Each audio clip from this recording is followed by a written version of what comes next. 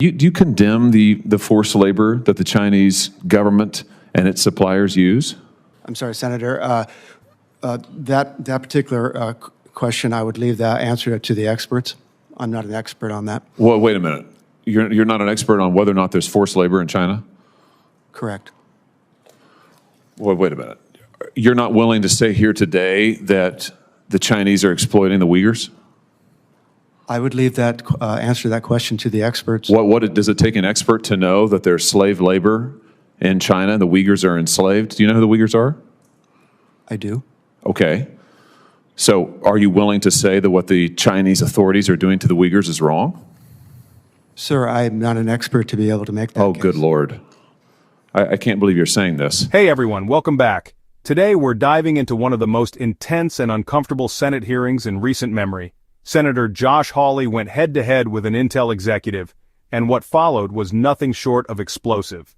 This wasn't just political theater, this was a full-blown takedown exposing corporate hypocrisy, foreign entanglements, and a refusal to take a moral stance on slave labor. Let's break down what happened, in key points, and why it should matter to every single American. First, Hawley didn't waste any time. He opened by questioning why Intel is pouring billions into Chinese tech. Is the money that you're getting from the United States government enabling your investment in China? At this point, we have not received money from the United States, but the money that we're to receive is invested entirely in the United States to grow semiconductor manufacturing. You have 43 China-based technology startups. Since your venture fund was launched in the early 1990s, has invested in more than 120 Chinese groups, including their data provider Crunchbase. I'm still quoting from the FT article. You've continued to back fledgling Chinese companies, even in the past year, even as many American companies have exited the market, the Chinese market that is, under pressure from U.S. authorities. It just seems strange to me that you're spending so much money, even as you're set to receive billions of dollars. By the way, I can't believe that you get no money from Washington, D.C. I find that hard to believe. But why is it that you are continuing to double down on the Chinese market? I mean, is this a good thing? Is it a good thing for Intel to be investing in Chinese artificial intelligence? I mean, they're our chief competitor. The reason for our investment, Senator, is that there are unique characteristics, technologies that we can leverage so that we can build the greatest products here in the United States.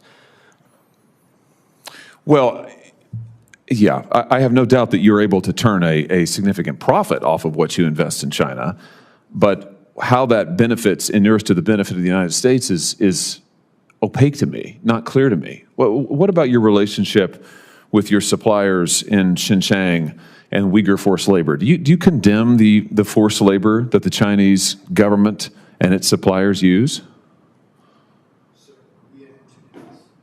I think maybe your mic's off.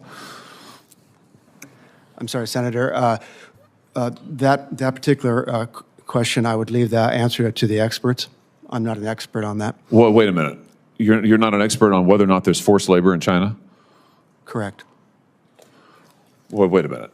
You're not willing to say here today that the Chinese are exploiting the Uyghurs? I would leave that answer to that question to the experts. Does it take an expert to know that there's slave labor in China and the Uyghurs are enslaved? Do you know who the Uyghurs are? I do. Okay. So are you willing to say that what the Chinese authorities are doing to the Uyghurs is wrong? Sir, I'm not an expert to be able to make that case. Good Lord. I can't believe you're saying this. And, you know, what's alarming about this is your company did the same thing. In December 2021, you issued a letter to your suppliers saying that the company is required to ensure our supply chain does not use any labor or source goods or services from the Xinjiang region. But then you apologized for it a week later on Chinese social media, saying that that letter was only written to comply with U.S. law. And now you're telling me you don't have a stance on it at all. Is that really your position? Senator, I'm not in a position to make that statement. You're not in a position to condemn forced labor in China? I would condemn forced labor. I'm not an expert to be able to weigh in on whether China is engaging in such actions. You have billions of dollars of investments in China. You are investing in Chinese artificial intelligence. You are investing in Chinese semiconductors. You are making who knows how much money in China, but you won't say that the Uyghurs being exploited is wrong?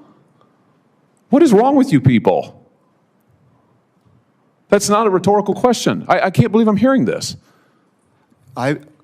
Personally, I believe that slave labor is wrong, yes. Personally, well, good. Well, I'm glad we've gotten that far. Now, why is your company associating itself with it?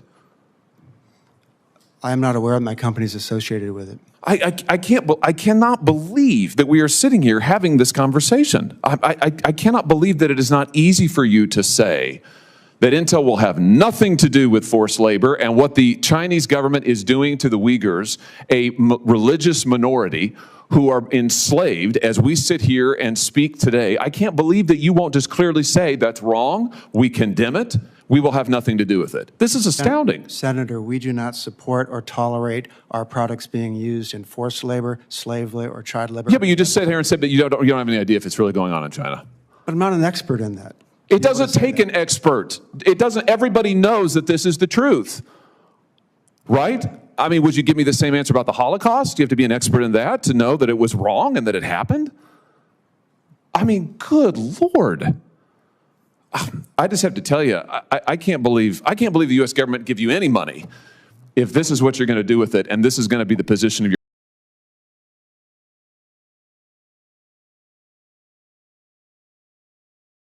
Hawley came with receipts. He reminded the executive that Intel once told its suppliers to avoid sourcing from Xinjiang, only to apologize publicly on Chinese social media just a week later. Let that sink in. They followed U.S. law, then apologized to the Chinese government for it. This isn't just corporate fence-sitting, it's a double standard, and it reveals how much influence the Chinese Communist Party still holds over major American tech firms. As the Intel exec continued to deflect, Hawley's frustration boiled over. He compared it to someone refusing to condemn the Holocaust, saying, "Do you have to be an expert to know it was wrong?" Still, the executive wouldn't clearly state that China's treatment of Uyghurs is wrong. He wouldn't say Intel would have nothing to do with forced labor. And in that moment, any sense of corporate ethics crumbled under the weight of profit and politics. This isn't just about Intel, it's about a pattern. Corporate greed, political cowardice, and national security risks all wrapped into one. Hawley called it out for what it is. While companies like Intel rake in profits from foreign partnerships, American workers are being laid off, and U.S. values are being compromised. Billions in subsidies shouldn't go to companies that refuse to take a moral stance against slavery. This hearing wasn't just a headline, it was a wake-up call.